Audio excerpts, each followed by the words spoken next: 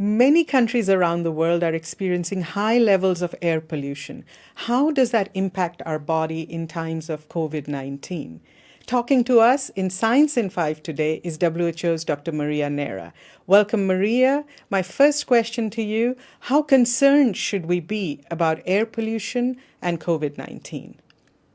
Certainly, Vismita, we are very concerned because air pollution, as probably many people knows by now, represents 7 million premature deaths caused every year due to the exposure of air pollution.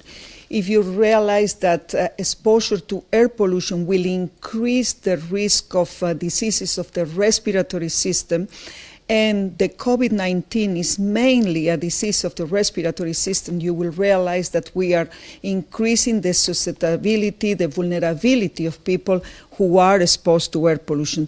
Therefore, we need to make sure that this double burden is tackled in a very important way, addressing as well the causes of air pollution.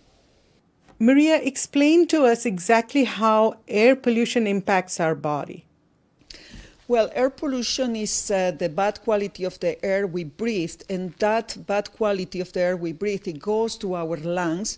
Through our lungs, it will cause already a major damage, increasing the risk of chronic respiratory diseases, lung cancer, obstructive chronic pulmonary diseases, asthma, pneumonia, and others. And from there, the very small particles can reach as well the bloodstream, affecting as well our cardiovascular system and other organs, of course. But when we know that, in the case of the patients with COVID-19, those who will be more at severe risk of developing illness are those with underlying conditions like high blood pressure or heart diseases or respiratory diseases. We see where air pollution might exacerbate those diseases and making the patients, the population, more vulnerable to the disease, plus to the severity of developing a more serious illness.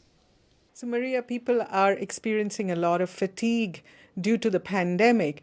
It is also very scary to hear about the impacts of air pollution at the same time. What can we do to protect ourselves from air pollution as well as COVID-19?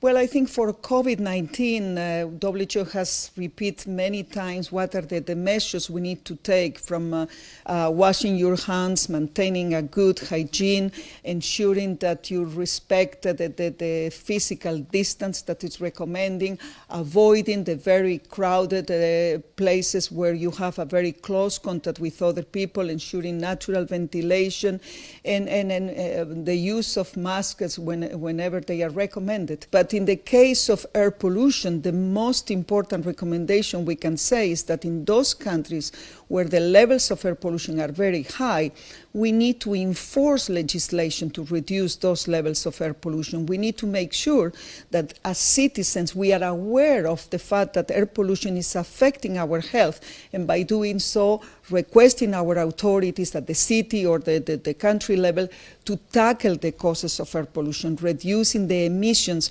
and particularly one important one will be stopping burning fossil fuels, which are contributing enormously to this air pollution and therefore the illnesses that exposure to air pollution is causing.